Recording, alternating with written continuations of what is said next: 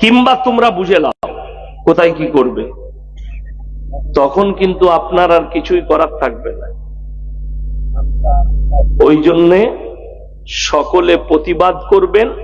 আর আমরা আমাদের প্রাণ থাকতে ওয়াকফ সম্পত্তি সরকারের হাতে দেব না। সকলে জোরে একবার বলুন ইনশাআল্লাহ। এই ভারতের মাটিতে আমরা দেখতে পাচ্ছি যত দিন গেছে আর দিন যাচ্ছে, যত বছর পার হবে, দিন পার হবে, বেঈমান কাফেররা মাথা চড়া দিচ্ছে। নবীজিকে গালি দেওয়া বেড়েছে না কমেছে? বেড়েছে। কোরআনকে গালি দেওয়া, আল্লাহর রসুলকে গালি দেওয়া, আল্লাহকে গালি দেওয়া প্রতিনিয়ত বেড়েছে। আমি গাড়িতে আস্তে আস্তে আজকে চোখে পড়লো ফেসবুকে, আমি খবর দেখি, বাংলাদেশের একটা ছেলে, তার নাম আসাদ নূর, সে নবীজির জন্য বলছে কুখ্যাত ক্রিমিনাল। জোরে বলুন নাউজুবিল্লাহ। এত বড় কথা। আমি বলেছি সত্যিকারী আল্লাহর কসম, তাকে কমেন্টে লিখলাম, তোমার বাপ তোমার মা যদি তোমাকে হালালের জন্ম দেয়, তুমি খালি কোথায় আছো তোমার ঠিকানাটা লেখো। যে সত্যবাদী হবে, যে হক বলবে, সে সামনে বলবে না পেছনে বলবে? কথা বলে না? সামনে বলবে। আমি বিশেষ করে স্টেজে জলসা করলে আমি মুখ তাকিয়ে জলসা করি না। আমি কোরআন হাদিসের কথা বলবো, কার কাছে কোথায় গিয়ে কার রোগ আছে লাগবে, সে রোগটা ছাড়িয়ে নিবে, এটা আমার কথা। আমি সুদের বয়ান করছি, যারা সুদখোর হবে তারা সুদ ছেড়ে দিবে, ডাইরেক্ট করবে। তাতে তুমি আমার কলার ধরলেও আমার কোরআনের আয়াত পাল্টাবে না। এই হারামের আওলাদ আসাদ নূর লুকিয়ে এক জায়গায় বসে খালি ফেসবুকে নবীজিকে গালি দিচ্ছে। তোমার যদি হিম্মত থাকে, তুমি যদি আমার ভারতে থাকো, তুমি খালি একবার বলে দাও ভারতের অমুক রাজ্যে আছি, ইনশাল্লাহ দেখো, তুমি যদি ইন্দুরের গর্তয় ঢুকে থাকো তোমাকে টেনে বার করবো ইনশাল্লাহ। তুমি খালি বলে দাও ভারতের কোন রাজ্যে আছো, তোমার সেই রাজ্যের মুখ্যমন্ত্রী, তোমার প্রশাসন, তোমার কোনো বাদ তোমাকে বাঁচাতে পারবে না যদি তুমি ভারতে থাকো।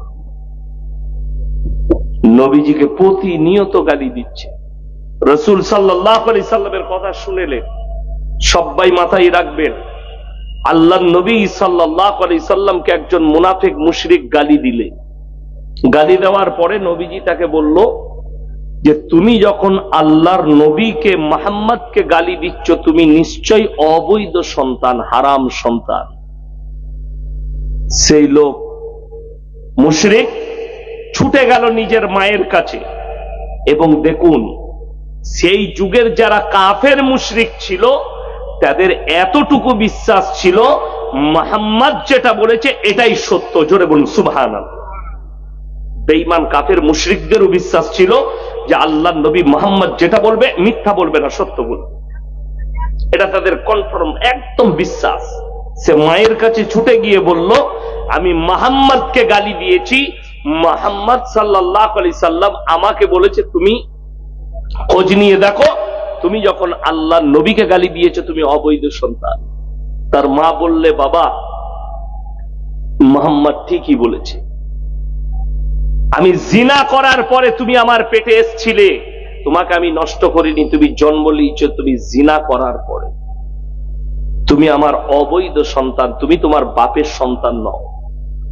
মাথায় রাখবেন, এই ভারতের মাটিতে পৃথিবীতে যারা গালি দিচ্ছে, তসলিমা নাসরিন, আসাদ নূর, নাজিয়া ইলাহি খান, আর যতগুলো পাখান্ডি বাবা, জ্যোতি নরসিংহা থেকে শুরু করে যারাই গালি দিচ্ছে, এরা সব অবৈধ সন্তান, এরা বৈধ নয়। যদি বৈধ হতো মুহাম্মদকে গালি দিত না। আপনাদেরকে আমি প্রুফ দিয়ে যাচ্ছি, তার একটা মারাত্মক প্রুফ, যারা শিক্ষিত আছেন তারা শুনবেন। আমাদের দেশে, আপনাদের এখানে স্কুল আছে, আছে না নাই? স্কুল আছে, মালদায় কলেজ আছে, কালিয়াচকে কলেজ আছে নাকি আমি জানি না, আছে, আছে, মাশাআল্লাহ। তো কলেজের প্রফেসরের রুমেতে যিনি প্রিন্সিপাল, তিনার রুমের ভেতরে মাথার উপরে ছবি কাদের থাকে? ঈশ্বরচন্দ্র বিদ্যাসাগরের, কবিগুরু রবীন্দ্রনাথ ঠাকুরের, বঙ্কিমচন্দ্রের, শরৎচন্দ্রের, স্বামী বিবেকানন্দের। আচ্ছা বলুন, এই নূপুর শর্মা, তসলিমা নাসরিন, নাজিয়া ইলাহি খান, এরা কি তাদের থেকে ভালো না খারাপ? কথা বলে না? চরিত্রের দিক দিয়ে, শিক্ষার দিক দিয়ে তারা উচ্চ ছিল না কম ছিল? আপনারা জানেন না? তাহলে স্কুল কেউ যায় না। মুসলমানদের এইটাই হচ্ছে কমি। আপনার সম্পর্ক কোরআনের সাথে নাই, আপনার সম্পর্ক শিক্ষার সাথে নেই। তলোয়ারের দ্বারা দেশ জয় হয় না, বোম বারুদের দ্বারা পৃথিবী জয় হয় না। পৃথিবী যদি জয় করতে চান, পকেটে কলম রাখেন, শিক্ষা রাখেন, পৃথিবী জয় করবেন। এটা মাথায় রাখবে। বোম বারুদের দ্বারা পৃথিবী জয় হয় না। ওই জন্য ইসলামের বুনিয়াদটাই রাখা হয়েছে শিক্ষার জন্য। শিক্ষা দিয়ে নবীজির কাছে আয়াত এসছে, হে নবী পড়ো, ইকরা বিসমি রাব্বিকাল্লাযী খালাক। এই সূরার মধ্যে আছে যে আল্লামা বিল কলম আল্লামাল ইনসানা মা লাম ইয়ালাম, আমি কলমের সাহায্যে শিক্ষা দিলাম। অথচ আজকে মুসলমানের কাছে না দ্বীনি শিক্ষা আছে না দুনিয়াবি শিক্ষা আছে। আপনি অবাক হবেন, এই যতগুলো মনীষীর নাম বললাম, এরা নিজেদের জীবন দশায় কোনদিন নবীজির বিরুদ্ধে কলম ধরেননি। নবীজির বিরুদ্ধে কেউ কলম ধরেননি। এটা মারাত্মক তথ্য। স্বামী বিবেকানন্দ তিনি আমেরিকার শিকাগো শহরে বক্তব্য দিতে গিয়ে বলেছিলেন, পৃথিবীতে যদি কেউ মহামানব থাকেন তিনি হচ্ছেন হযরত মুহাম্মদ মুস্তাফা, সকলে বলুন সাল্লাল্লাহু আলাইহি ওয়াসাল্লাম। এত দামি লোক তিনি পৃথিবীর মানুষকে বললেন আমেরিকার মতো জায়গায় যে পৃথিবীর দামি লোক হচ্ছেন, মহামানব হচ্ছেন হযরত মুহাম্মদ মুস্তাফা সাল্লাল্লাহু আলাইহি ওয়াসাল্লাম। কিন্তু এই কটা পাখন্ডী নবীজিকে গালি দিচ্ছে। নবীজির অপরাধ কি? এই আসাদ নূর নবীজির ওপরে তহমত লাগিয়েছে। পৃথিবীর শিক্ষিত ব্যক্তিরা রসুলের ওপরে তহমত লাগাচ্ছে। নূপুর শর্মার অভিযোগ, আল্লাহর হাবিব সাল্লাল্লাহু আলাইহি সাল্লাম যেদিনে বিবাহ করেন মা আয়েশা সিদ্দিকা রাদিয়াল্লাহু তাআলা আনহাকে, তিনার বয়স ছিল মাত্র 6 বছর। যেদিনে সংসার শুরু করেন সেই দিনে বয়স ছিল 9 বছর। নাউজুবিল্লাহ। আসাদ নূরের মতো হারামের আওলাদ, নূপুর শর্মার মতো হারামের আওলাদ, এরা নবীজিকে বলছে বাচ্চা ছেলেকে বাচ্চা মেয়েকে বিবাহ করে বলাৎকার করেছে। জোরে বলুন নাউজুবিল্লাহ। কষ্ট লাগে, বুকটা ফেটে যায়। আমার ভাই, যদি ইসলামী রাষ্ট্র হয় সেইখানে যে নবীজির বিরুদ্ধে এরকম কুক্তি করবে তাকে মৃত্যুদণ্ড একদম ইসলাম শরীয়তে ফরজ। কোন আর কিচ্ছু তার বিচার চলবে না। যদি ইসলামী রাষ্ট্র হয় মৃত্যুদণ্ড দিয়ে দাও নবীজির বিরুদ্ধে বলার কারণে। অনেক শিক্ষিত ছেলে আছেন, আপনার মনে মনে হবে নবীজি 6 বছর বয়সে মা আয়েশাকে বিয়ে করলেন। নবীজি সাল্লাল্লাহু আলাইহি সাল্লাম 1400 বছর আগে করেছেন, 1450 বছর আগে। আপনাকে আমি মাত্র 100-150 বছর পেছনে নিয়ে যাব, আপনি অবাক হবেন তথ্য শুনলে। ঈশ্বরচন্দ্র বিদ্যাসাগর যেদিনে বিবাহ করেছেন তিনার স্ত্রীর বয়স ছিল মাত্র 7 বছর। ভালো করে ইতিহাস পড়ে দেখুন। কবিগুরু রবীন্দ্রনাথ ঠাকুর যেদিনে বিবাহ করেছেন ওনার স্ত্রীর বয়স ছিল মাত্র 11 বছর। সব থেকে কম বঙ্কিমচন্দ্র চট্টোপাধ্যায় যেদিনে বিবাহ করেছেন ওনার স্ত্রীর বয়স ছিল মাত্র 5 বছর। সত্যেন্দ্রনাথ বসু যেদিনে বিবাহ করেছেন স্ত্রীর বয়স ছিল মাত্র 6 বছর। আমি বলতে চাই, এই হারামের আওলাদ দিকে জিজ্ঞেস করো, যাদের ছবিটা স্কুলের হেডমাস্টারের মাথার উপরে টাঙানো থাকে, যে শিক্ষিতরা এদের জন্ম মৃত্যু দিবস পালন করে, তোমরা কি বলতে পারবে ইনারা বলাৎকার করেছে? আমরা বলতে পারবো না। কেন? সায়েন্স জানার পরেও কিছু লোক গণ্ড মূর্খ এবং মুরতাদ, তাদের গুমরা। সায়েন্স জানার পরেও শুনেলেন একটা মেয়ে 9 বছর বয়স হলে বালিগান করিবা, তার হরমোনের জোর হলে সে বালিগ হয়ে যায়। বালিগ হয়ে যায় হরমোনের জোর হলে, বালিগান করিবা, বালিগ হব। 10 বছর বয়স হলে সেই মেয়ে বালিগ হয়ে যায়। 12 বছর বয়স হলে সে বাচ্চা ধারণ করার ক্ষমতা নিয়ে চলে আসে, কোনো অসুবিধা নেই। এটা আমি সায়েন্স বললাম। আমি আপনাকে বুঝিয়ে দিই, এখন বর্তমানে বেঈমান কাফেররা ঠান্ডা মাথায় মুসলমানদের ঈমানকে চুরি করছে। আপনি অনুভব করতে পারবেন না কি? আজকে বর্তমানে 100টা মহিলার মধ্যে, প্রেগনেন্ট মহিলা 100টার মধ্যে 98 জনের সিজার করে বাচ্চা হচ্ছে, পেট চিরে। ঠিক বললাম না ভুল বললাম? সেই ডাক্তারকে জিজ্ঞেস করো, ডাক্তার আপনাকে উক্তি দিচ্ছে, যুক্তি দিচ্ছে, বাবা এটা তো আপনার মডেলিং এর যুগ, সায়েন্সের যুগ, সায়েন্স উন্নত হয়েছে।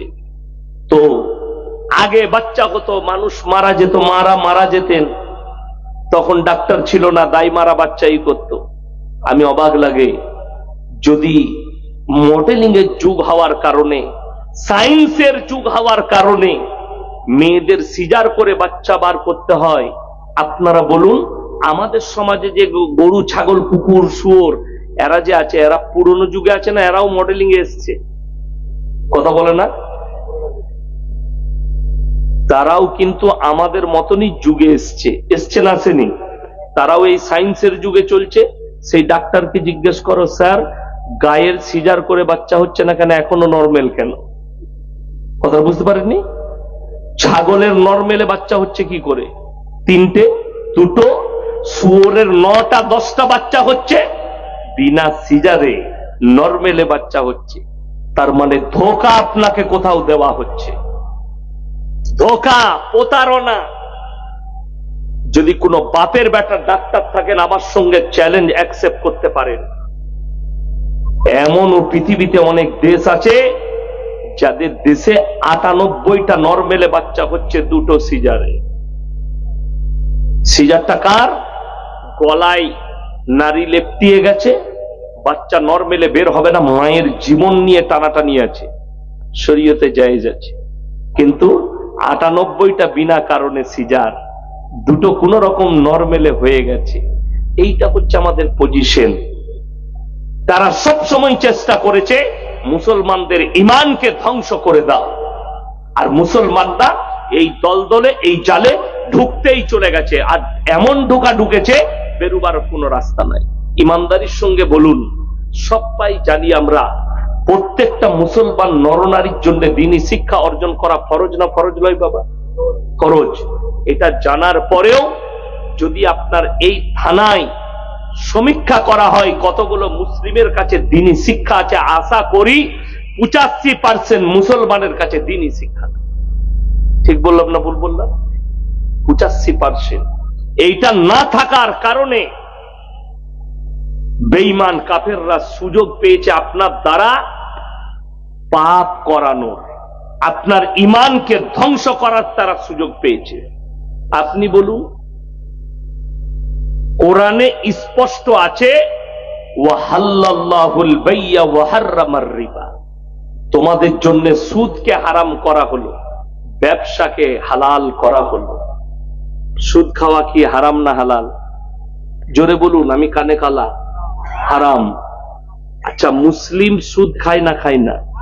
আপনাদের এখানের লোক খায় না মনে হয়। খায় খায়। যাই হোক, যখন খায় আপনি বলুন, জানার পরে হারাম আল্লাহ স্পষ্ট করেছেন, এইটা জানার পরে যে ব্যক্তি সুদ খাচ্ছে সে আল্লাহর সঙ্গে যুদ্ধ ঘোষণা করলো না করলো না? করলো।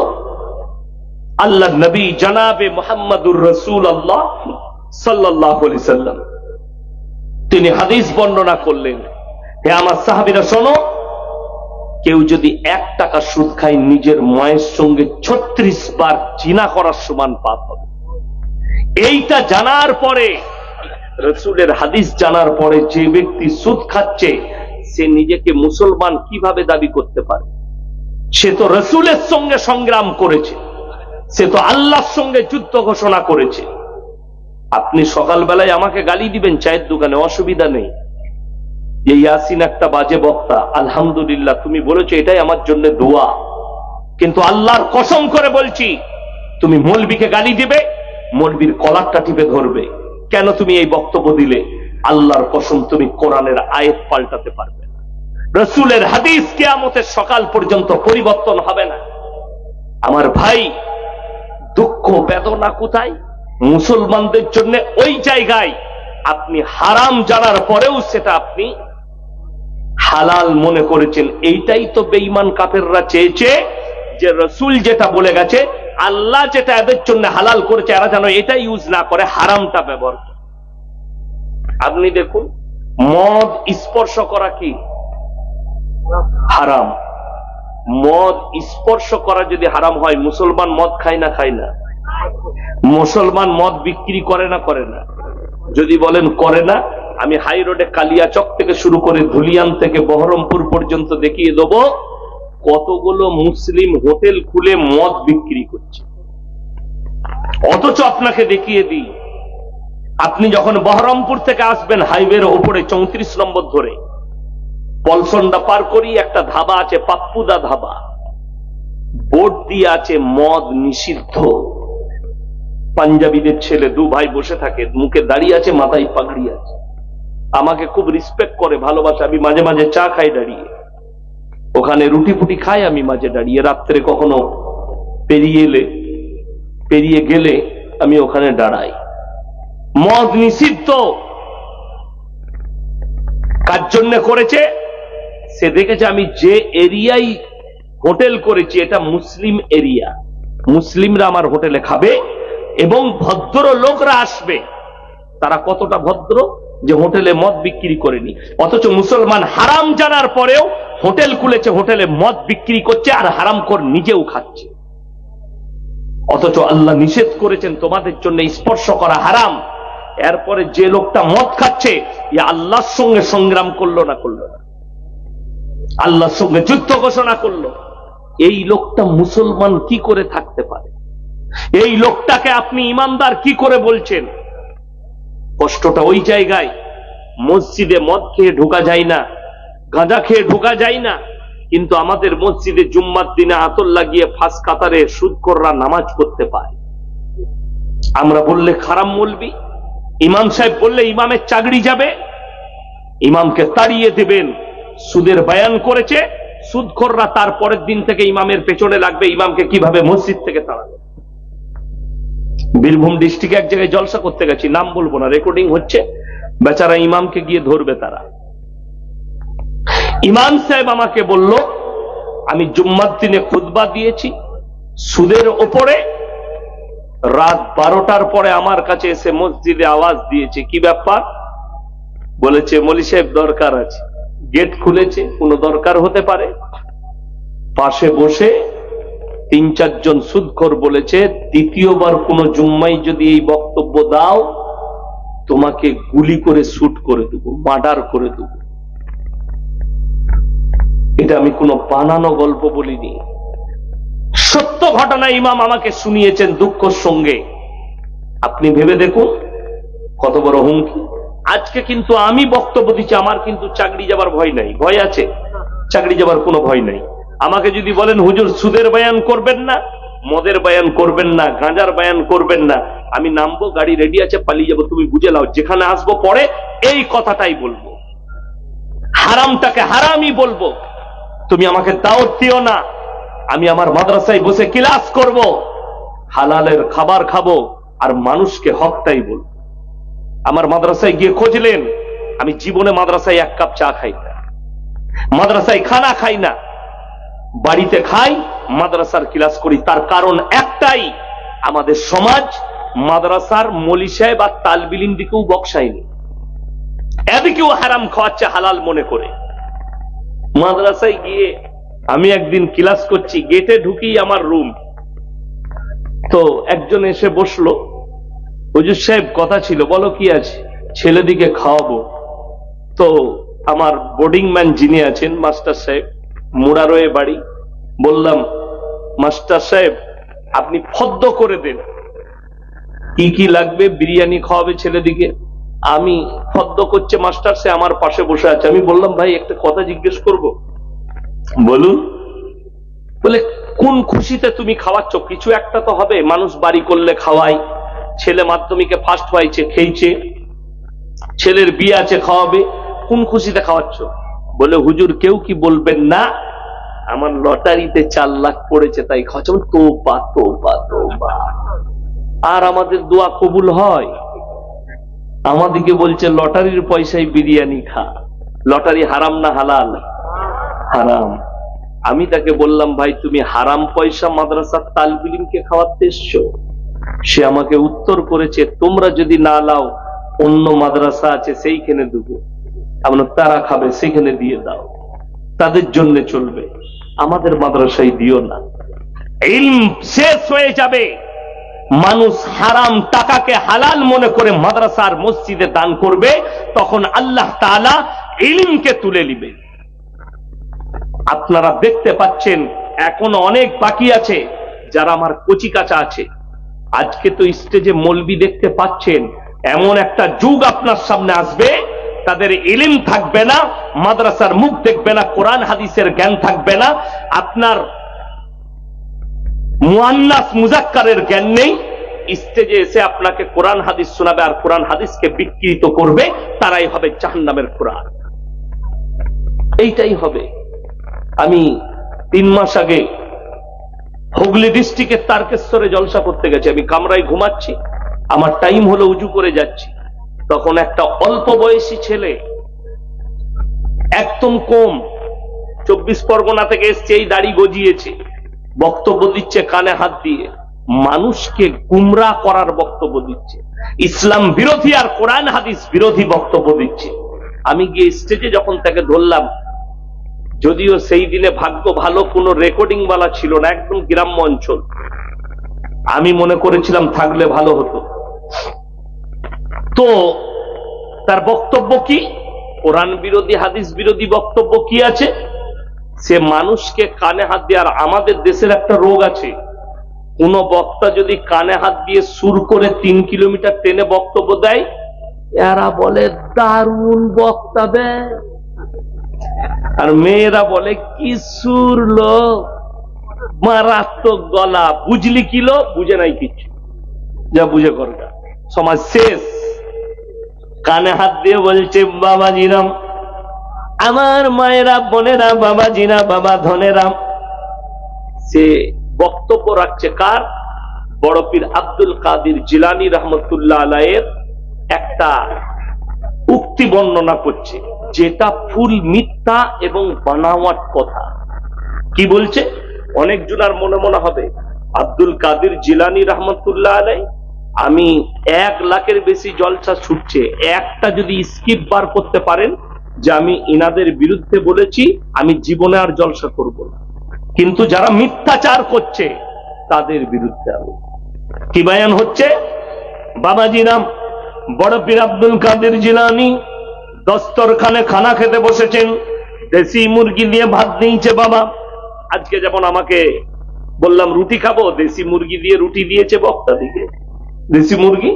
তো আমি খেলাম, 1 পিস 2 পিস খেলাম। কি বক্তব্য শুনেলেন? বাবাজি নাম বড় পীর দেশি মুরগি খাচ্ছেন, আর হাড্ডিগুলো এক জায়গায় আলাদা করে রাখছেন বাবাজি।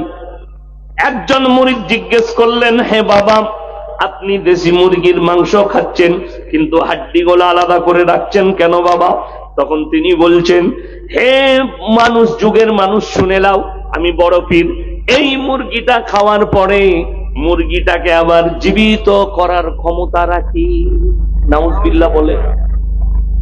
আমি বললাম স্টেজে গিয়ে, ভাই এটা পেলে কোথায়?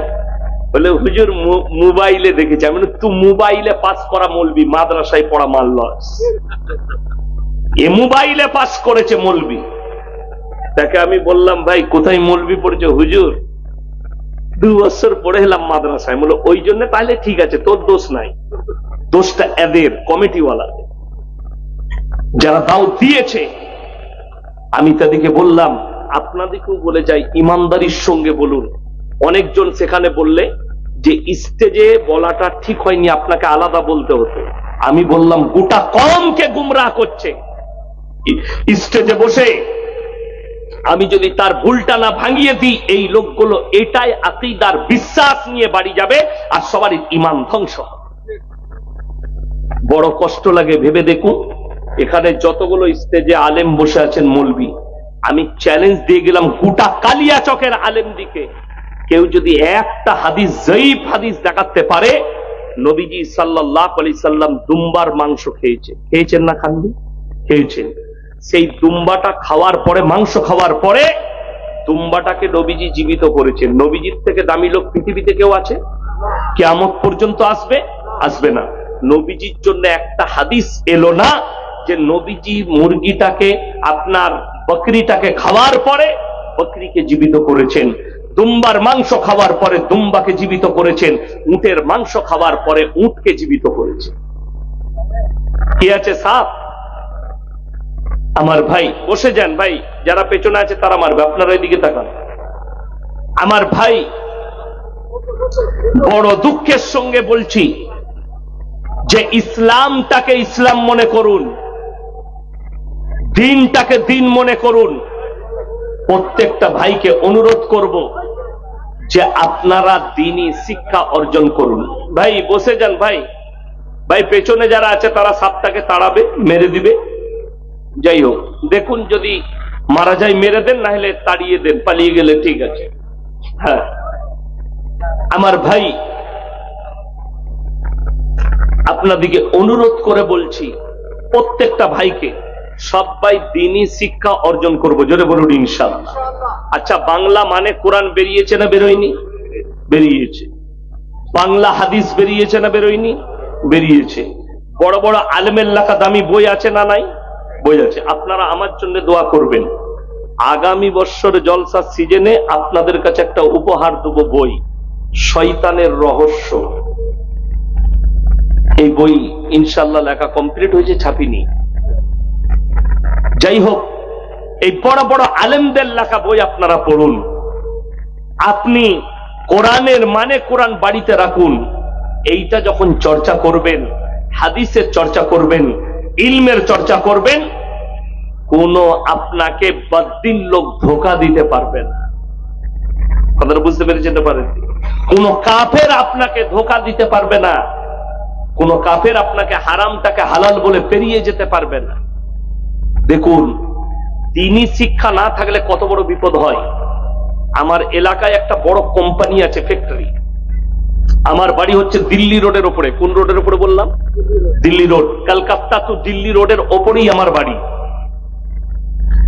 এই মোরগ্রাম থেকে যে রোডটা সিউড়ি হয়ে চলে যাচ্ছে, একবারই দার্জিলিং বলে উঠছে, পানাগড়।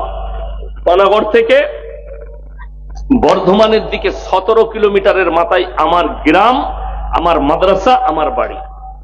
4,500 বসতির গ্রাম, একটাই সমাজ, একটাই মসজিদ। আল্লাহর কৃপা, এত মিল মহব্বত আমাদের। তো ওই এলাকায়, এই পানাগড়ের আশেপাশে একটা কোম্পানি হয়েছে, শালিমার কোম্পানি। পাঞ্জাবিদের হবে জানি না, অমুসলিম। সেখানে মুরগিগুলো জবাই হয়, পোল্ট্রি মুরগি জবাই হয়ে বিদেশে এক্সপোর্ট হচ্ছে। কোনগুলো? শুধু রান আর থান, লেগ পিসটা দেনা কাঠিটাই দুটো, বুকের যে অংশ এই মালটা সেটে একদিকে পড়ে যাচ্ছে, এইটা কম দামে কিছু লোক কিনে নিয়ে গিয়ে মার্কেটে বিক্রি করছে। আমার নজরে পড়লো, আমি বললাম এই মালটা বিক্রি করা যাবে না, মুসলমানদের খাওয়া যাবে না। তো আমাকে বলল এটা জবাই হয়। আমি বললাম তাহলে আমি দেখব। বলে ঠিক আছে, দেখুন ইসলাম আপনাকে এইখানে আমি বুঝিয়ে দিচ্ছি। আমরা মনে করি গেটআপের প্রয়োজন নাই, গেটআপের প্রয়োজন খুবই। এই দাড়িটা ইসলামের গেটআপ, দাড়ি টুপি, এই যে পাঞ্জাবি দেখছেন এটা ইসলামের গেটআপ। যদি বলেন পাঞ্জাবি না পড়ে কি নামাজ হবে না? নামাজ হয়ে যাবে, কিন্তু কোনো কোনো সময় নামাজ আবার হারাম হয়ে যাবে তার। যদি বলেন কি করে, তার দলিল দেব। আমি যখন গেলাম আমাকে কিন্তু অফিসে নিয়ে গেল, ভেতরে ঢুকতে দেয়নি। কেন? বলে স্যার ভেতরে যেতে গেলে আমাদের ড্রেস পরে যেতে হবে, পোশাক পরে, তা না হলে যে মুরগিগুলো চেনে ঝুলানো আছে তারা ভিড়কিয়ে যাবে। সাদা পোশাক, পোল্ট্রি মুরগির গায়ের রঙের পোশাক, তারা যেন চিনতে না পারে এটা পরিবেশ, যে ওই পরিবেশে গেলে আপনাকে আমাদের পোশাকটাই পরে যেতে হবে, না ভেতরে ঢুকতে দিবে না। আমি পরে গেলাম, ভেতরে দুজন টুপিওয়ালা মৌলবি দাঁড়িয়ে আছে, কিন্তু মৌলবিটা কি মৌলবি? কাঠ মৌলবি। কাঠ মৌলবি জানেন তো, মাদ্রাসায় ভালো করে পড়াশোনা করে। কি হচ্ছে, এইরকম তার টাঙানো আছে, অতি চেন আছে, চেনে মুরগিগুলো ঝুলে আছে। মুরগিগুলো যখন আসছে 1 নম্বরে কারেন্টের শর্ট দেওয়া হচ্ছে, মুরগি জব্দ। 2 নম্বরে বেলেটে কাটা যাচ্ছে, 3 নম্বরে মেশিনে গিয়ে পড়ছে, যখন তার চামড়াটা ছিলে একদিকে চলে যাচ্ছে, তারপরে মাংসটা 3 টুকরো হচ্ছে। আমার ভাই, আমি ওই মৌলবিদিকে জিজ্ঞেস করলাম, এই যে কারেন্টের শর্ট খেলো, আপনি গ্যারেন্টি দিতে পারবেন যে যে মুরগিগুলো কারেন্টের শর্ট খাচ্ছে সবাই বেঁচে আছে? আচ্ছা, মানুষ যখন কারেন্টের শর্ট খায়, কেউ বেঁচে যায়, কেউ মরে যায়। মরে না? মরে না, মরে যায়, যাকে ঝটকাটা বেশি লাগবে। আর পোল্ট্রি মুরগি বড় দুর্বল, কারেন্টের শর্ট খেলে মরে যাবার সম্ভাবনা আছে। আমি বললাম তোমরা মৌলী সাহেব? বলে হ্যাঁ। কোথা থেকে পাশ করেছো? তাদের মুখের আর কোনো ভাষা নেই। আমি বললাম তোমাদের সার্টিফিকেট দেখি। তারা অফিসে যেটা জমা দিয়েছে, আমি নাম করব না, একটা মাদ্রাসার প্যাড, সেই প্যাডেতে সেক্রেটারি সই করেছে, হেড মোল্লা সই করে দিয়ে দিয়েছে। কোম্পানিতে 22,000 টাকা বেতন পাচ্ছে, তারা খালি দাঁড়িয়ে দেখবে কোনটা কাটছে কোনটা কাটেনি। আমি বললাম এতগুলো মানুষ পৃথিবীর মাংসটা খাবে, আরব, দুবাই, কাতার, কুয়েতে যাবে, আর তারা খাবে। এবং তারা যদি মরা মাংসটা খায়, আল্লাহর কসম তোমাদের দুজনাকে কলার ধরে আল্লাহ জাহান্নামে নিক্ষেপ করবে। তোমরা বিনা সার্টিফিকেটে, তোমাদের কাছে মৌলবীর সার্টিফিকেট নেই, মাদ্রাসাওয়ালা যারা দিয়েছে, এই মাদ্রাসার হেড মোল্লা সেক্রেটারি কিয়ামতের দিনে জাহান্নামের উত্তরাধিকারী হবে। কি করে দিলে? তারা মৌলবি পাস করেনি, তারা কি কাজ করবে আগে জেনে নাও। যে তুমি এই কাজটা করবে, তাহলে তোমাকে মৌলবি হওয়া জরুরি, আগে ফতোয়া লাও। মার্কেটে বন্ধ হয়ে গেল মুরগির মাংস বিক্রি করা। আমি বললাম এটা চলবে না, মার্কেটে যেতে পাবে না। সেই মাংস অন্য রাজ্যে বিক্রি করছে, রাতের বেলায় ডিপে ভরে বিহারে, ঝাড়খণ্ডে নিয়ে গিয়ে তারা বিক্রি করছে অল্প পয়সায়। সেটা কিনছে কারা? রেস্টুরেন্ট ওয়ালারা কিনছে। যে রেস্টুরেন্টে গিয়ে আপনি খাচ্ছেন চিকেন চিল্লি, যে রেস্টুরেন্টে গিয়ে খাচ্ছেন আপনি চিকেন পকোড়া, তারা ওই মাংসটা কিনে মানুষকে হালাল বলে খাওয়াচ্ছে। আপনি অনুভব করতে পারবেন না তারা কিভাবে আপনার ঈমানকে ধ্বংস করছে। চলুন, পরিবেশ এই জন্য বললাম। আচ্ছা, এই পাঞ্জাবি পরে কেউ যদি নামাজ পড়তে যায়, আচ্ছা তার পাছা বেরোবার কোনো ভয় থাকবে? কথা বলেন, থাকবে না। কোম্পানি এমন এমন ডিজাইনের প্যান্ট বার করেছে, বেশিরভাগ প্যান্ট, বেশিরভাগ মহিলাদের সালোয়ার ইসলাম বিরোধী, রসুলের আদর্শের বিরুদ্ধে। বুখারী শরীফের হাদিস, পুরুষ মানুষ টাকনুর ওপরে কাপড় পরবে। কোথায় বললাম? টাকনুর ওপরে। বেঈমান কাফেররা যতগুলো প্যান্ট তৈরি করেছে সব টাকনুর নিচে। ঠিক বললাম না ভুল বললাম? যে যুবকরা প্যান্ট করছে তারা জানে টাকনুর নিচে না উপরে, কথা বলে না, টাকনুর নিচে হারাম। ওই অংশগুলো জাহান্নামের আগুনে জ্বলবে। আর কিছু কিছু ছেলে আছে যারা মনে করছে খালি নামাজের টাকনুর ওপরে করতে হবে, যে মাল গুটিলিয়ে খালি নামাজটা পড়ে নিচ্ছে। ঠিক বললাম না ভুল বললাম? গুটিয়ে খালি নামাজ পড়ছে, নামাজের পরে আবার খুলে দিচ্ছে। যদি বলেন কেন, দুটো কারণ। টাকনুর নিচে পুরুষ কাপড় পরলে তার মনের মধ্যে অহংকার আসবে। 2 নম্বর, সে যখন রাস্তা দিয়ে পেরিয়ে যাবে ওই টাকনুর নিচে কাপড় পরে, আপনি কালিয়াচক বাজারে হাঁটছেন, কুকুরের মুদ লাগবে, না হলে কুকুরের গু লাগবে, তা না হলে কোনো নাজাসাত লাগবে, আপনি বুঝতেই পারবেন না। আর ওইটার দ্বারা আপনি মসজিদে ঢুকে নামাজ আদায় করবেন। মারাত্মক কারণ হচ্ছে অহংকার। যারা অহংকারী হবে, হাদিসে আছে, তারা জান্নাতে প্রবেশ করবে না। রাসূলের হাদিস। আপনার দিলেতে অহংকার আসবে, আমাকে যা লাগছে না, এই যে অহংকারটা। আমি গত বছরে মুম্বাই যাচ্ছিলাম, আমি কলকাতা এয়ারপোর্টে দাঁড়িয়েছি সকালবেলায় 6:30 বোর্ডিং পাস করাচ্ছি, 8:30 ফ্লাইট আছে। ঢুকলাম বোর্ডিং পাস করাতে, আমার সামনে লাইন, লম্বা লাইন আছে 100 জনের। আমি যা আমার সামনে যে ঝেলটা আছে বিহারি মুসলমান হবে, তো সে এমন একটা প্যান্ট পরেছে পেছন থেকে মনে হচ্ছে এটা খুলে পড়ে যেতে পারে। আমি দেখলাম আল্লাহ, খুলে গেলে সব গোলমাল হয়ে যাবে। আমি পেছনে আছি, আমি তাকে বললাম ভাই थोड़ा ऊपर कर लीजिए, पैंट नीचे गिर जाएगा। से আমাকে উত্তর দিলে, हजरत ये डिजाइन है। मैंने साला ऐसा भी डिजाइन का पैंट निकल चुका है। এমন প্যান্ট বেরিয়েছে মনে হচ্ছে পড়ে যাবে, কিন্তু ডিজাইনটাই ওটা। এরপর ভেবে দেখুন, এই ছেলেটা যদি ওই প্যান্ট পরে নামাজ পড়ে কোনো মসজিদে ঢুকে, তার পেছনে যে থাকবে তার আর নামাজ হবে? ই তো সিজদায় গেলি পেছনে যে থাকবে সে আলী বাবার গুফা দেখতে পাবে।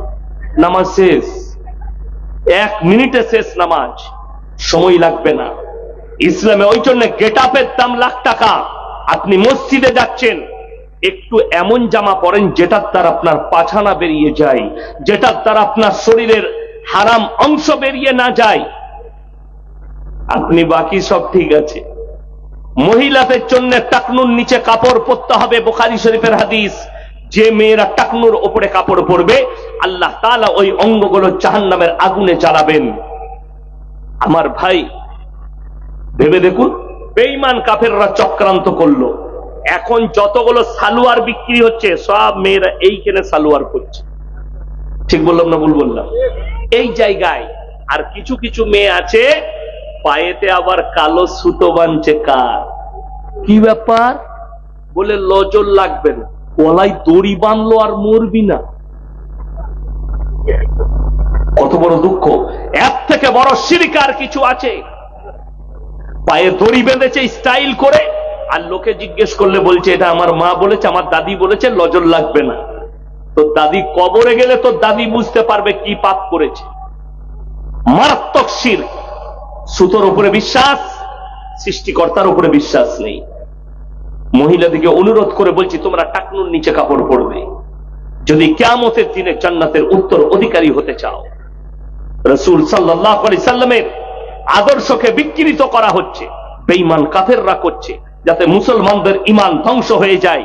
আজকে তা না হলে মুসলমানের কাছে মদ হারাল হতে পারে, মুসলমানের কাছে গাঁজা হারাল হতে পারে, মুসলমানের কাছে আপনার সুদ হালাল হতে পারে? কখনো নয়। আর রাসূল, আল্লাহ তাআলা কোরআনে বলেছেন, হে আমার নবী, মুমিন ব্যক্তিরা, মুসলমানরা যেদিনে ইসলাম থেকে সরে যাবে, আল্লাহর রাস্তা থেকে, দিন থেকে সরে যাবে, রাসূলের আখলাক থেকে সরবে, আমি জালিম বাদশা পাঠিয়ে, অত্যাচারী বাদশা পাঠিয়ে বদলালু। ওই জন্য আমার জলসায় আছে, মোদিজি হচ্ছে আল্লাহর রহমত মুসলমানদের জন্য। যারা নামাজ পড়েন, আপনি বলুন নামাজ পড়া কি ফরজ না ফরজ নয়? 5 ওয়াক্তের নামাজ ফরজ। এইটা জানার পরে আমি চ্যালেঞ্জ দিলাম, গোটা মালদা ডিস্ট্রিক্টে 100টা মুসলমানের মধ্যে সমীক্ষা করলে 80টা বেনামাজি বেরোবে। ঠিক বললাম না ভুল বললাম?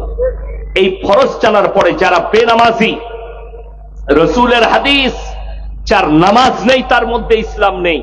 আপনি বেনামাজি, আপনার মধ্যে ইসলাম থাকতে পারেন। আপনি এটা জানার পরেও আপনি নামাজ পড়েন না। হে আমার যুবক, হে আমার যুবতী, হে আমার ভাই, সবাই হাত তুলে বলুন আমরা 5 ওয়াক্তের নামাজি হব, নামাজ ছাড়বো না। জোরে বলুন ইনশাআল্লাহ। আজকে বড় কষ্ট লাগে, এই জালসার স্টেজ গুলো মজাক হয়ে গেছে। আজকে সমাজ মারামারি করছে।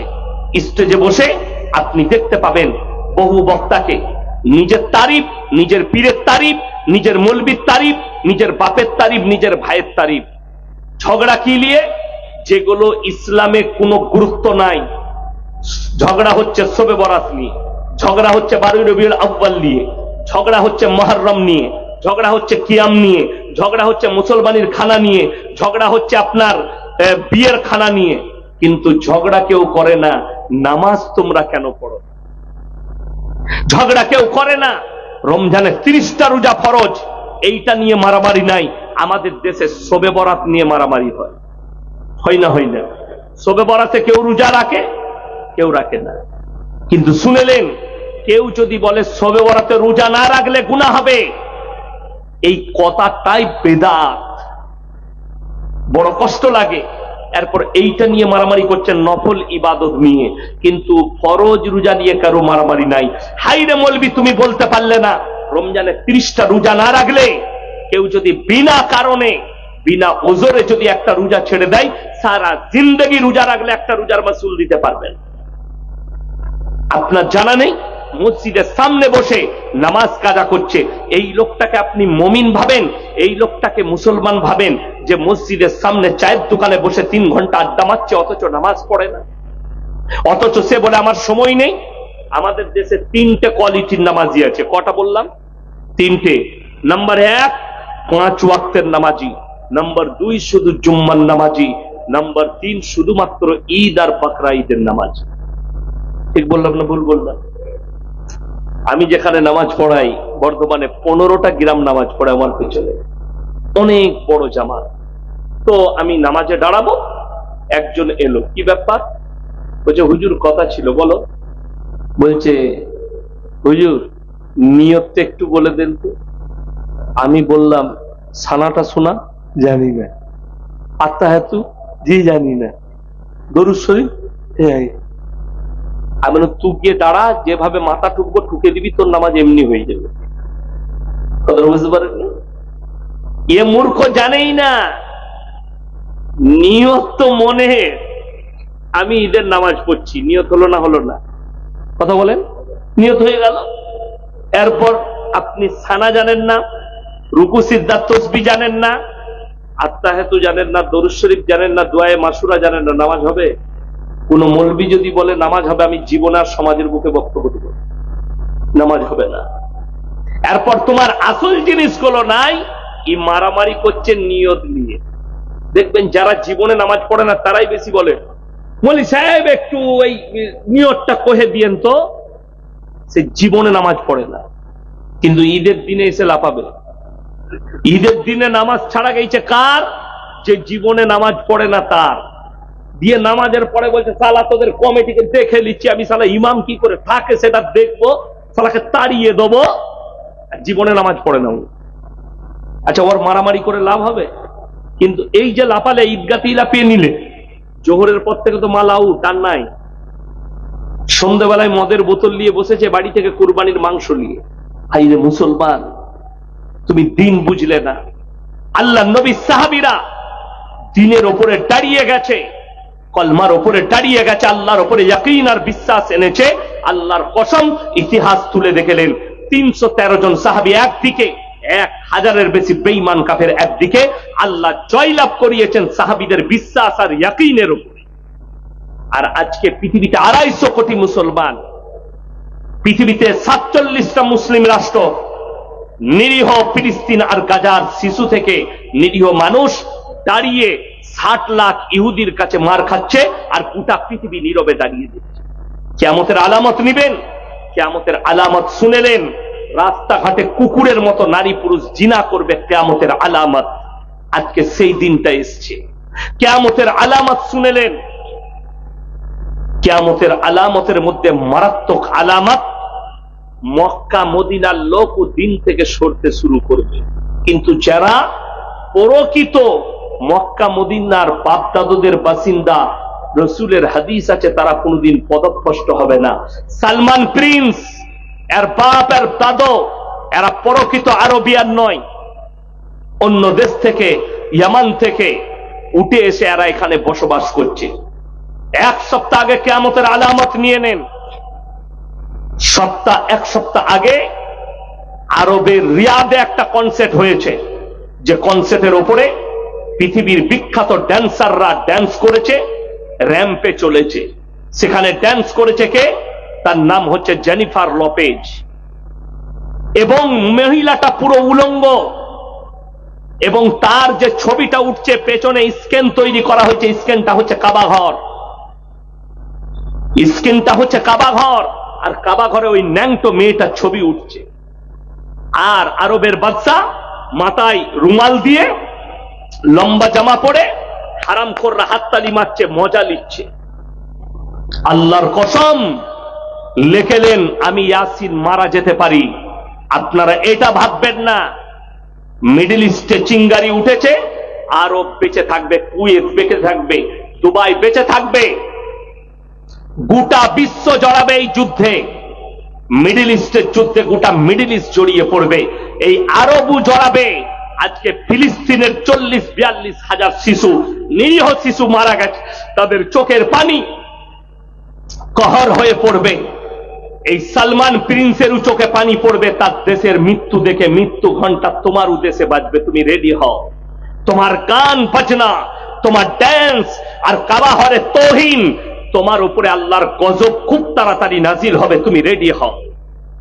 আপনারা কি মনে করছেন যেখানে নবীজি শুয়ে আছে, মক্কা মদিনা আছে, সেই দেশে কি আল্লাহর আযাব আসতে পারে না? অবশ্যই আসবে। যখন দিন থেকে সরে যাবে, এটা কোরআনের বাণী, আমার দিন থেকে সরে যাবে, আমার রাস্তা থেকে সরে যাবে, রাসূলের আখলাক থেকে সরে যাবে, আমি জালিম বাদশা পাঠিয়ে দিয়ে বদলা দেব। তাদের অবস্থা এই হবে যারা কাবা ঘরে তৌহিন করে, কাবা ঘরে ন্যাংটো মেয়েকে ড্যান্স করিয়ে তৌহিন করে। এটা কিয়ামতের আলামত। অথচ জানেন হাজার হাজার শিশুর কাছে খাবার নেই ফিলিস্তিন গাজায়। অথচ বড় দুঃখ লাগে, একজন মা তার সব চলে গেছে, স্বামী থেকে শুরু করে পরিবার ধ্বংস হয়ে গেছে, বাড়ি ধ্বংস হয়ে গেছে, তার 3টে বাচ্চা তার কাছে আছে এবং সে জীবিত আছে। মিডিয়ার সামনে চোখের পানি ফেলিয়ে বলছে 15 দিন কোনো খাবার পাইনি। আল্লাহর কসম, আল্লাহ যদি মানুষের মাংস খাওয়া জায়েজ করত, হালাল করত, আমি আমার শরীরের মাংস কেটে আমার বাচ্চাদিকে রান্না করে। এরা হাজার হাজার কোটি টাকা দিয়ে কনসার্ট তৈরি করে গান আর বাজনা মজ আর মস্তি করছে। বড় কষ্ট লাগে। সাহাবীরা ইসলামের জন্য জিহাদ করেছে, ইসলামের জন্য তাদের জান মালের কুরবানি হয়েছে। আজকে বড় কষ্ট লাগে, আপনার কাছে মসজিদের জন্য হাত পাতলে আপনার দ্বিধাবোধ হয় যে টাকা দেবো না। আপনার কাছে হাত পাতলে মাদ্রাসার জন্য দিনের খাতিরে কোরআনের মহব্বতে আপনার পকেট থেকে টাকা বের হয় না। হাইরে মুসলমান, তোমাকে জান দিবার প্রয়োজন নেই এই যুগে কেউ যদি শুনেলেন খালি মসজিদে দান করে, আপনি শহীদের সমান মর্তবা পাবেন। জোরে বলুন সুবহানাল্লাহ। ইসলামকে বাঁচানোর জন্য দুঃখ লাগে, সাহাবীরা জান মাল বিবি বাল বাচ্চার কুরবানি করে দিয়েছে। হযরতে আম্মার ইবনে ইয়াসির তার মায়ের দু পায়ে উট বেঁধে দুদিকে তাড়িয়ে দিয়েছে, আখ ফাড়ার মতো ফাড়া গেছে। হযরতে সাইয়্যিদনা বিলাল হাবশী রাদিয়াল্লাহু তাআলা আনহু কোমরে দড়ি বেঁধে উটের পেছনে বেঁধে উটকে তাড়িয়ে দিয়েছে, পিঠের চামড়াটা কোমরে চলে এসেছে। আল্লাহর কসম, কলমা থেকে সরে তারা টিকে রয়েছে কলমার ওপরে। আপনি ভেবে দেখুন, যুদ্ধের ময়দানে হযরতে আমির হামজা রাদিয়াল্লাহু তাআলা আনহু তিনার বুকটা চিড়ে কলিজা থটটা বার করে চিবিয়েছে, তার নাম হিন্দা। আল্লাহ তাকেও ঈমান দান করেছেন। এখনো পর্যন্ত আপনার উহুদের প্রান্তরে 70 জন সাহাবীর কবর ব্যারিকেড দিয়ে ঘেরা আছে, সেইখানে শুয়ে আছেন আপনার হযরতে আমির হামজা রাদিয়াল্লাহু তাআলা আনহু। ইসলামকে বাঁচাবার জন্য, ইসলামকে টিকাবার জন্য আল্লাহ নবী সাহাবীরা জানমালের কুরবানি দিয়েছে। আজকে মুসলমান জান দিতে বলা হয়নি, মাল দিতে বলা হয়েছে, তাও মুসলমান পেছনে, তাও আপনি পিছিয়ে।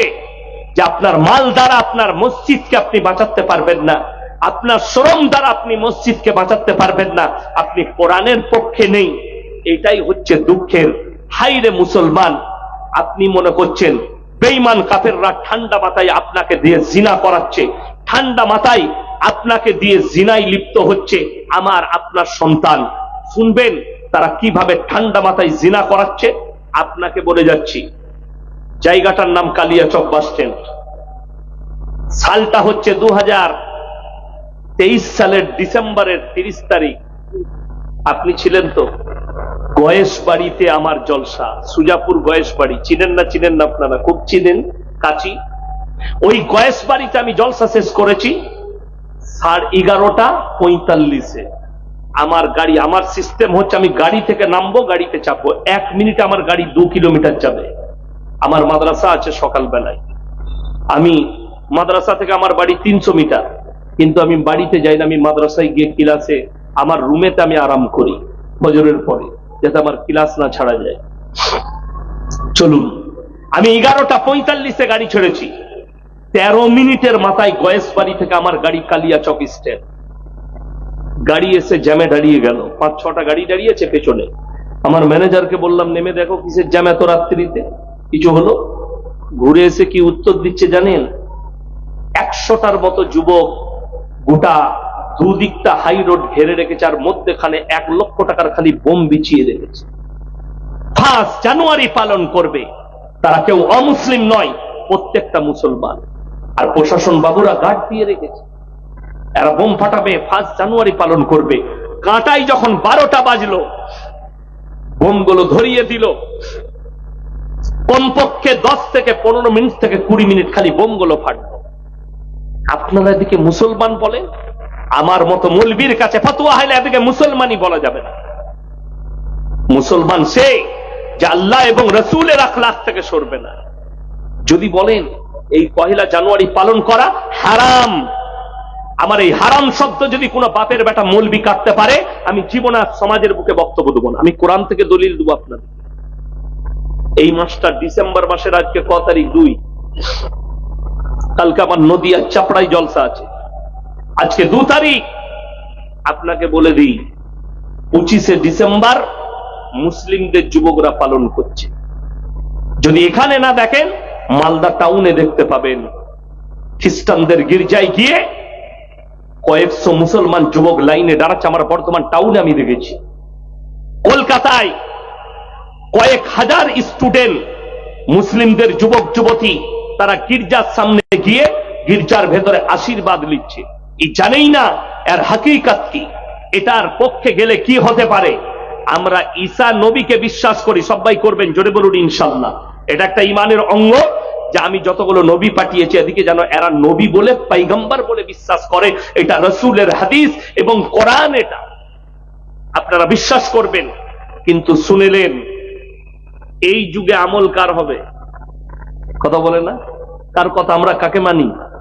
নবী মুহাম্মদ সাল্লাল্লাহু আলাইহি সাল্লামকে। আমল হবে রাসূলের কথাই। বড় কষ্ট লাগে, দুঃখ লাগে। আমি অনেক দিন আগে, আজ থেকে 10 বছর আগে, 10 থেকে 12 বছর হবে, মুর্শিদাবাদের লালবাগে এক জায়গায় জলসা করছিলাম। তো একজন বেচারা কোথা থেকে এসেছিল জানি না, সে প্যান্ট শার্ট পরে এসেছিল বয়ান করার জন্য। তো তাকে কিছু মৌলবি সেখানে আপত্তি করলো যে প্যান্ট শার্ট পরে স্টেজে বয়ান করতে দেবো না, আপনাকে পাঞ্জাবি পরতে হবে। তো মার্কেট থেকে একটা কিনে এনে দিল না কাজ দিল, সেটা পরে সে বয়ান করলো। এবং স্টেজে সেই মৌলবিদিকে, সাধারণ ছেলে, সেই মৌলবিদিকে ছোট করার জন্য সে তার বক্তব্যকে কোন দিকে নিয়ে যাচ্ছে? ওয়াজাউ আলা কমিসিহি বিদাবিন কাদিব ক্বালা বাল সাওয়ালাত লাকুম আনফুসুকুম আমরা। কামিজ মানে শার্ট। সে বলতে চাইছে, সে মানুষকে বোঝালো, ইউসুফ নবী কোরআনে আছে ওয়াজাউ আলা কমিসিহি বিদাবিন কাদিব, ইউসুফ নবী শার্ট পরেছে, তাই আমি শার্ট পরেইছি, মৌলবীরা আপত্তি করবে কেন? এরপর অনেক লোক বললে দামি কথা বলেছে। বেচারা সভাপতি আরো 2টো মৌলবি চুপচাপ বসে গেছে, তাদেরকে অপমান করছে। আমি স্টেজে গেলাম, সিটে না, বসুন এখানে। আপনি মুহাম্মদ সাল্লাল্লাহু আলাইহি সাল্লামের অনুসারী না আপনি ইউসুফ নবীর অনুসারী? বলে আমি মুহাম্মদ সাল্লাল্লাহু আলাইহি সাল্লামকে মানি। আমি বললাম, তুমি তোমার ভুলটাকে ঢাকার জন্য, তুমি তোমার ভুলটাকে সত্য প্রমাণ করাবার জন্য তুমি ইউসুফ নবীর আমলটাকে বলছো আমার আমল? ওই ইউসুফ নবীর ঘটনাটা দেওয়া হয়েছে শিক্ষা নেওয়ার জন্য, আমল করার জন্য নয়। কি করার জন্য? শিক্ষা নেওয়ার জন্য। ওখানে অনেকগুলো জ্ঞান আছে, আল্লাহ কোরআনে বলেছে তোমরা এখান থেকে জ্ঞান অর্জন করো, কিন্তু আমল হবে রাসূল আকরাম সাল্লাল্লাহু আলাইহি সাল্লামের আমলটাই আমল। তুমি বলতে পারো ইসলামে যে কোনো পোশাক পরা জায়েজ আছে, জায়েজ আছে, কোনো অসুবিধা নেই। আপনি প্যান্ট পরতে পারেন, শার্ট পরতে পারেন, গেঞ্জি পরতে পারেন, সাতার ঢাকা নিয়ে শর্ত। আপনি একটা বস্তারও জামা পরতে পারেন, পয়সা নাই, বস্তাকে জামা করে পরছেন, কোনো অসুবিধা নাই। শরীর ঢাকা হতে হবে, সাতার ঢাকা হতে হবে, ওইটা প্রবলেম নয়। কিন্তু দলিল দিচ্ছে নিজেকে বাঁচাবার জন্য একটা নবীর আমলকে নিয়ে। চলুন, যারা এই 25শে ডিসেম্বর কেক কিনে খাবে, হারাম খাবে তারা। যদি বলেন হুজুর আমার নিয়ত আলাদা, নিয়ত আলাদা হলে তুমি 24শে খেলে না, 26শে খেলে না, 23শে খেলে না, 21শে খেলে না। আপনি যদি বলেন আমি জিদ করে, ইয়াসিন ভাই মানা করেছে, আমি জিদ করে 25ই খাবো, আমার যা পারবে করে নিবে, আমি কি করব? তোমার করবেন তো কে? আল্লাহ। কোরআন খুলে গায়রিল মাগযুবি আলাইহিম ওয়ালাদ-দাল্লিন, মাগযুম মানে ইহুদি আর দাল্লিন মানে নাসারা, এই দুটো দলই পদভ্রষ্ট এবং এদের যারা অনুসারী হবে তারাও পদভ্রষ্ট হবে। কোরআন সূরা ফাতিহা একবারই শেষ আয়াত, তাফসীরের মধ্যে গেলে দেখতে পাবেন। আমার ভাই, আগে চলুন। আল্লাহ তাআলা কিয়ামতের দিনে ঈসা মাসীহকে দাঁড় করাবেন। কেন?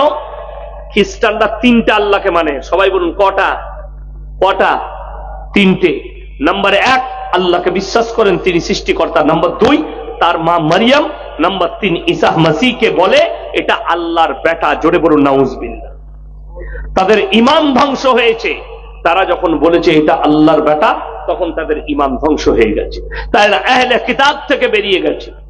বাংলাদেশের প্রধানমন্ত্রীর বয়ান শুনেছিলাম কিছুদিন আগে। তিনি বলেছিলেন যে আমার ছেলে বিয়ে করেছে খ্রিস্টানদের মেয়েকে, আর খ্রিস্টানরা হচ্ছে আহলে কিতাব। উনি মূর্খ, অশিক্ষিত এবং নিজের দোষ চাপা দিবার জন্য এই কথাটা বলেছে। খ্রিস্টানরা আহলে কিতাব নয়, আহলে কিতাব ছিল, আহলে কিতাব থেকে বেরিয়ে গেছে তখন যখন তারা বলেছে ঈসা আল্লাহর বেটা, তখন থেকে বেরিয়ে গেছে। কোরআন খুলে আমার আল্লাহ কিয়ামতের দিনে ঈসা মাসীহকে দাঁড় করাবেন আর প্রশ্ন ছুড়ে দিবেন, ইসকাল আল্লাহু ইয়া ঈসা ইবনে মারইয়াম আনতা কুলতা লিন-নাসি ইত্তাখিযুনি ওয়া উম্মিয়া ইলাহাইনি মিন দুনিল্লাহ। হে ঈসা, তুমি কি বলেছিলে তোমার কওমকে আল্লাহ ছাড়া আমি আর আমার মা আরো দুটো আল্লাহ? ঈসা নবী বলবেন ক্বালা সুবহানাক, যে কথা বলার আমার হক নেই, অধিকার নেই, সে কথা আমি কেমন করে বলতে পারি? আর আমি যদি বলে থাকতাম ইন্নাকা আনতা আল্লামুল গায়ুব, আপনি আলিমুল গায়ব, গায়বের খবর জানতেন, আপনার তো অজানা হতো না। আল্লাহ বলবেন অবশ্যই জানি, আমি জানার পরও এদিকে বিশ্বাস করানোর জন্য আমি তোমাকে বলেছি। আমার মুসলমান ভাই, সবাই নিয়ত করুন আমরা হারাম কাজ থেকে নিজেদেরকে বাঁচাবো। জোরে বলুন ইনশাআল্লাহ, জোরে বলুন ইনশাআল্লাহ। 25শে ডিসেম্বর তোমার নয়, 1 ডিসেম্বর তোমার নয়।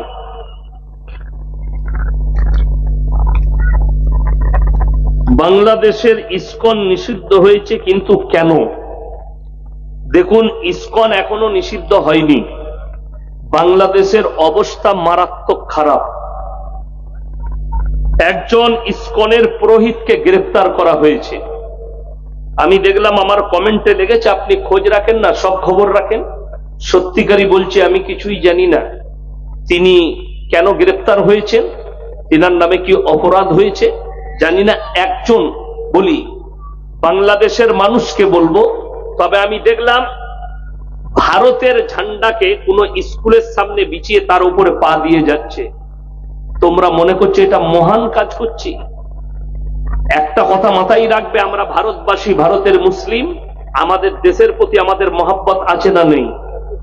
আপনারা অনেক মুসলমান জানেন না, এই ঝান্ডার যে কালার গুলো দেখছেন, এই কালার গুলো যিনি দিয়েছেন তিনি একজন মুসলিম ব্যক্তি। জোরে বলুন সুবহানাল্লাহ। একজন মুসলিম ব্যক্তি দিয়েছেন। ওই জন্যে আমি অনুরোধ করব বাংলাদেশের মানুষকে, আমাদের ঝান্ডার তোহিন করবেন না। আমরাও চাইলে তোমাদের ঝান্ডাকে পুড়াতে পারি, আমরাও তোমাদের ঝান্ডাটা পায়খানায় ব্যবহার করতে পারি, কিন্তু কোন ভারতবাসীকে দেখেছো, হিন্দু হোক কিংবা মুসলিম হোক, তোমাদের ঝান্ডা তোহিন করেনি। তোমরা শিক্ষা দিলে বড় কষ্ট লাগে। ভারতে যেমন মুসলিমদের ওপরে নির্যাতন হচ্ছে, একের পর এক মসজিদের নিচে বলছে মন্দির আছে, বড় কষ্ট লাগে, দুঃখ লাগে। মন্দিরগুলো সব মসজিদের তলায় খুঁজছে, সার্ভে করতে হবে। আমিও নিয়ত করেছি, আমি কেস করব, দিয়ে বলবো আমাদের কলকাতার হাইকোর্টের নিচে আমাদের একটা মসজিদ আছে, করে দেখব। যাই হোক, বাংলাদেশের মানুষকে বলবো, আমাদের দেশকে সম্মান করতে শিখুন, মানুষকে সম্মান করতে শিখুন। প্রত্যেকটা দেশের একটা জাতীয় পতাকার একটা মূল্য আছে। আমরা আমাদের দেশকে মহব্বত করি, দেশের জন্য আমরা প্রাণ দিতে রাজি আছি, আমাদের উলামারা প্রাণ দিয়েছে। ইসকন কি ধরনের সংগঠন বিস্তারিত বলবেন? আমি জানি না ইসকন কি ধরনের সংগঠন, তবে ভারতেও আছে, আপনার মায়াপুরে ইসকন আছে আমি শুনেছি। তবে আমি আর বিস্তারিত না জানা পর্যন্ত, যে সম্পর্কে জ্ঞান নেই সে সম্পর্কে বক্তব্য দেওয়া ঠিকও নয়। আমি এটা জানি না, অর্থাৎ আমি বলবো না। আমাকে এক জায়গায় মেদিনীপুরে বলেছিল, হুজুর শিবলিঙ্গ নিয়ে কিছু বলুন। আমি বললাম, যে ধর্ম সম্পর্কে আমার জ্ঞান নেই এটা আমি কেন বলতে যাব? আমি ওই শিবলিঙ্গ সম্পর্কে আমার জ্ঞান নেই, ওই ধর্ম সম্পর্কে জ্ঞান নেই, ওটা আমি বলবো না। আমাকে যদি বলো যে আমার লিঙ্গ নিয়ে বলেন, কিভাবে মুসলমানি হবে, পানি কিভাবে লুবো প্রসাব করে, ওটা আমি বলতে পারবো। বর্তমানে ভারতে কিছু নিউজ চ্যানেল বলছে ভারত এবং বাংলাদেশের মধ্যে যুদ্ধের আশঙ্কা। যুদ্ধ যদি হয় তা হবে, কেউ চাইলে যুদ্ধ হবে, তবে আমি চাই শান্তি। যুদ্ধ যেন না হয়, আমাদের মধ্যে মিল মহব্বত থাকুক, প্রেম প্রীতি ভালোবাসা ভ্রাতৃত্ব আসুক। আসসালামু আলাইকুম প্রিয় হুজুর, আমার প্রশ্ন হচ্ছে, আজ কালের সমাজে একজন মুসলিম ভাই অন্য একজন ভাইকে দেখতে পারে না, বলে যে আমরা সুন্নি মুসলিম, তোদের আকীদা ভালো না। তাই বলি সুন্নি কারা? যারা মিলাদ কিয়াম করে, চোখে চুম্বন করে, শুধু এরাই কি সুন্নি? আর যারা নবী করিম সাল্লাল্লাহু আলাইহি সাল্লামের অনুসরণ করে তারা কি সুন্নি নয়? একটু বিস্তারিত বলবেন। শুনেলেন, যারা রসুল সাল্লাল্লাহু আলাইহি সাল্লামের সুন্নতের উপরে একনিষ্ঠভাবে দাঁড়িয়ে আছে, রসুল সাল্লাল্লাহু আলাইহি সাল্লাম এবং কোরআন আর হাদিসের উপরে যারা দাঁড়িয়ে আছে। এই যে এখানে শব্দ লিখেছেন, যারা মিলাদ কিয়াম করে, আমি আপনাদেরকে একটা কথা বলে যাই, আল্লাহ নবী চলে যাওয়ার পরে 4 জন খলিফা এসছেন না আসেননি? এসছেন। আমি কোন দলকে আঘাত করছি না, খালি এতটুকু মাথায় রাখবেন, হযরতে আবু বকর সিদ্দিক রাদিয়াল্লাহু তাআলা আনহু যতদিন খলিফা ছিলেন, তিনার জীবন দশায় কেউ যদি একটা প্রমাণ করাতে পারেন যে অমুক সাহাবী মারা গেছেন, তার মিলাদ শব্দের অর্থটা অনেকের জানা নেই। মিলাদ শব্দের অর্থ হচ্ছে, শুনেলেন সবাই, মিলাদ শব্দের অর্থ হচ্ছে নবীজির জীবন আদর্শ আকৃতি বর্ণনা করা। এটা হচ্ছে মিলাদ শব্দের অর্থ। কি বললাম? নবীজির চেহারা, দাড়ি, টুপি, চলা ফিরা, উঠা বসা, খাওয়া দাওয়া, এইটার নাম মিলাদ। আমাদের দেশে মানুষ মরে গেলে যে মিলাদ হচ্ছে, এই মিলাদ হচ্ছে কাঁচা বিদআত। এরপর চলুন, আর একটা বলেছে কিয়াম। আমি বলেছি অনেক দূর, 4 জন সাহাবীরা অনেক দূরে, 4 জন ইমাম। কজন ইমাম বললাম? 4 জন প্রসিদ্ধ ইমাম। ইমাম আবু হানিফা রাহিমাহুল্লাহ, ইমাম শাফি, ইমাম মালিক, ইমাম হাম্বল। এই 4 জন ইমামের যদি একটা কল কেউ বার করতে পারে, একটা দলিল দিতে পারে, ইনারা 4 জন নিজের জীবন দশায় কিয়াম করেছে। কিয়াম শব্দের অর্থ, অনেকজন বলে কোরআনে আছে, কিয়াম শব্দের অর্থ হচ্ছে দাঁড়ানো। নামাজে দাঁড়ানো কি কথা বলে না? নামাজে দাঁড়ানো, কিয়াম করাটা কি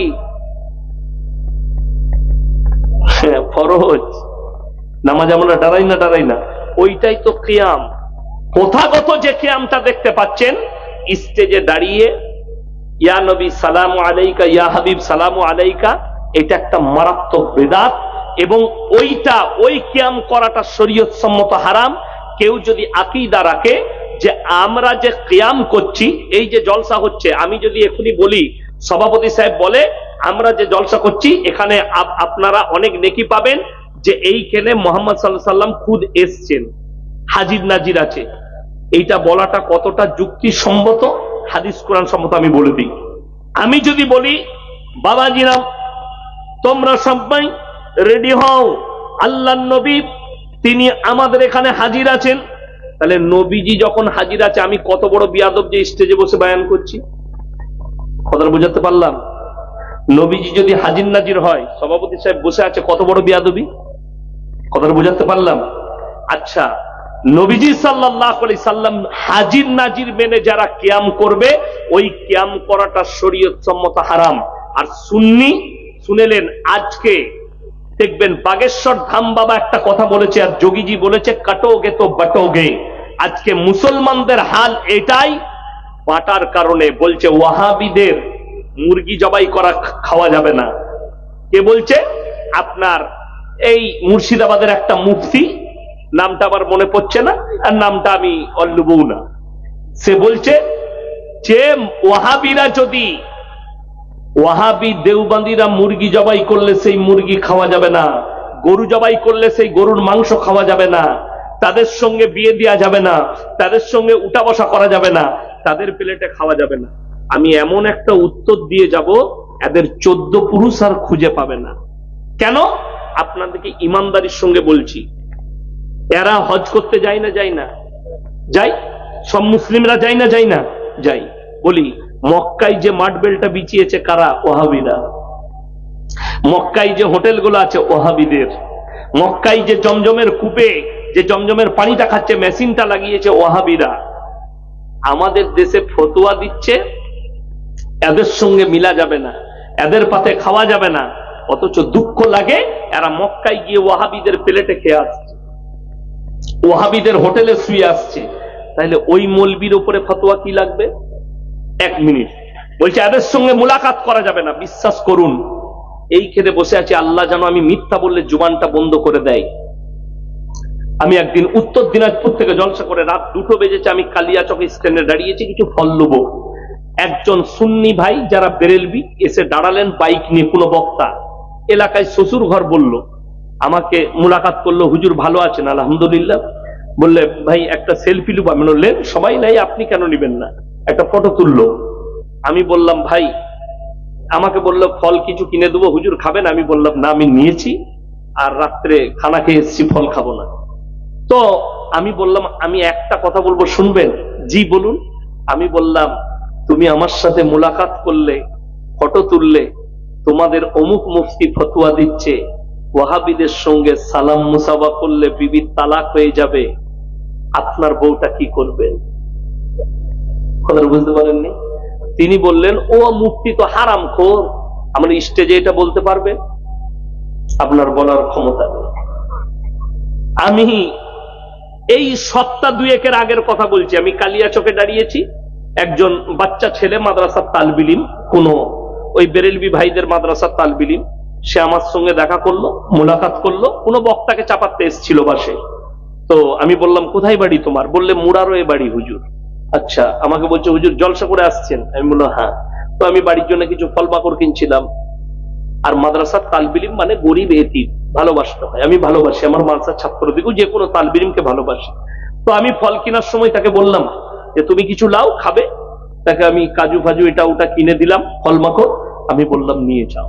সে আমাকে কি উত্তর দিল জানেন? হুজুর পেছন থেকে যা শুনি সব উল্টো লাগছে আপনাকে দেখে, আপনার জন্য যতটা খারাপ শুনি আপনি তার অধিক ভালো। আমি বললাম এটা তোমার বক্তা দিকে, আলেম দিকে বলবে।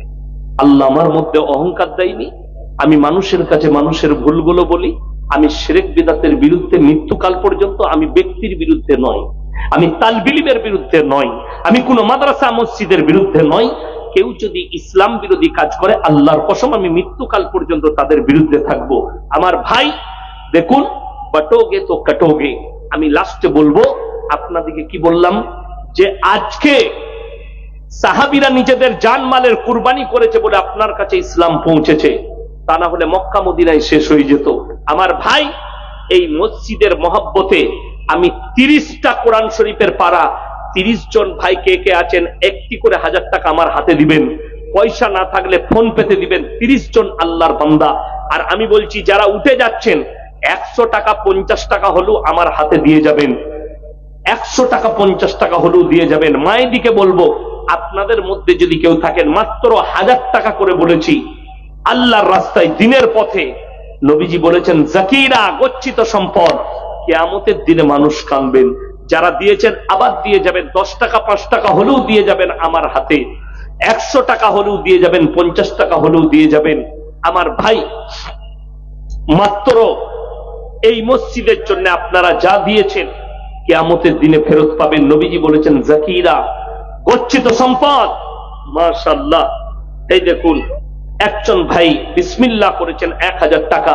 আল্লাহ উনার জানে মালে ইজ্জতে বরকত দেখ, ওনার কারোবারে ব্যবসা বাণিজ্যই রুজি রোজগারে বরকত দেখ। মাশাআল্লাহ। আরো একজন ভাই 100 টাকা দিয়েছেন। আমার ভাই মা বোনের দিকে বলবো আপনারা যে যা পারবেন একটু দিয়ে পাঠান আল্লাহর ওয়াস্তে। মাত্র 1000 টাকা করে বলেছি, 500 টাকা, 1000 টাকা, 100 টাকা, 50 টাকা, যে যা পারবেন দিয়ে যান এই আল্লাহর ঘরের জন্য, দিনের খাতিরে। মাশাআল্লাহ। আরো একজন ভাই 500 টাকা দিয়েছেন, আল্লাহ আপনার হায়াতে বরকত দেখ। মাশাআল্লাহ। আরো একজন ভাই লগত 1000 টাকা দিয়েছেন, আল্লাহ ইজ্জতে বরকত দাও। মাশাআল্লাহ। রুজি রোজগারে বরকত দাও। আর কে আছেন ভাই? মাশাআল্লাহ। আরো একজন ভাই 1100 টাকা দিয়েছেন, আল্লাহ জানে মালে ইজ্জতে বরকত দেখ। আমার ভাই 30 জন বলেছি, তাড়াতাড়ি আসুন ভাই। মাশাআল্লাহ। 100-200 করেও দিয়ে যাবেন। মাশাআল্লাহ। এটা দেখুন তো কত আছে। মাশাআল্লাহ। আসুন ভাই। জাযাকাল্লাহ। আলহামদুলিল্লাহ। আসুন। মাশাআল্লাহ। আসুন ভাই। জাযাকাল্লাহ। আসুন। মাশাআল্লাহ। জাযাকাল্লাহ। আসুন ভাই। মাশাআল্লাহ। আসুন। মাশাআল্লাহ। আসুন ভাই। জাযাকাল্লাহ। আল্লাহ ইজ্জতে বরকত দেখ, জানে মানে বরকত দেখ। মাশাআল্লাহ। আসুন। মাশাআল্লাহ। আসুন ভাই। মায়েদের মধ্যে যদি কোনো মা, আমার কোনো বোন থাকেন, 100 টাকা দেবো।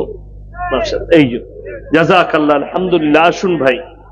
মাশাআল্লাহ। আসুন। আল্লাহর ওয়াস্তে দেন। মাশাআল্লাহ। জাযাকাল্লাহ। আসুন ভাই। মসজিদের জন্য ভাই, আল্লাহর ওয়াস্তে জাযাকাল্লাহ। আল্লাহ দানকে কবুল করুক, ইজ্জতে আল্লাহ বরকত দেখ, জানে মালে বরকত দেখ। মাশাআল্লাহ। আর কে আছেন ভাই?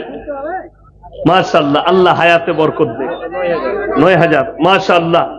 একজন আল্লাহর বান্দা আমার ভাই, তিনি 9000 টাকা লগত দিয়েছেন, আল্লাহ উনার ইজ্জতে বরকত দেখ, উনার কারোবারে আল্লাহ বরকত দেখ, রুজি রোজগারে বরকত দেখ।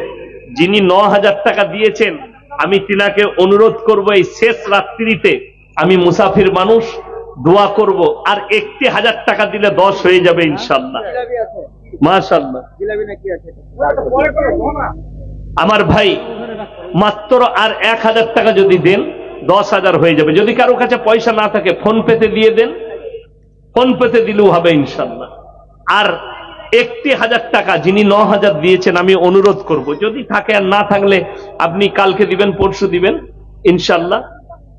মাত্র একটি করে 1000 টাকা বলেছি। আসুন ভাই। এগুলো একটু গুছিয়ে আমার ভাই যিনি দিয়েছেন, মায়েদিকে অনুরোধ করব, মায়েদের মধ্যে যদি কেউ থাকেন আমার ভাই, আর 1000 টাকা কেউ দেন ইনশাআল্লাহ, আমি একটা গজল শোনাবো। আর 1000 টাকা। মাশাআল্লাহ। 1400 টাকা। আসুন। কি নাম? আচ্ছা, 3 জন বন্ধু মিলে দিয়েছে। মাশাআল্লাহ। 1400 টাকা দিয়েছেন ভাই। আরো কেউ যদি থাকেন 600 টাকা দেন, 2000 টাকা হয়ে যাবে। আমি একটা গজল শোনাবো ইনশাআল্লাহ। মাশাআল্লাহ। আরো একজন ভাই 50 টাকা দিয়েছেন। ভাই 600 টাকা যদি কেউ দেন, 2000 টাকা হয়ে যাবে। কে আছেন? আমার কোন আল্লাহর বান্দা আছেন? মাত্র আর মাশাআল্লাহ। ফারুক ভাই 1000 টাকা।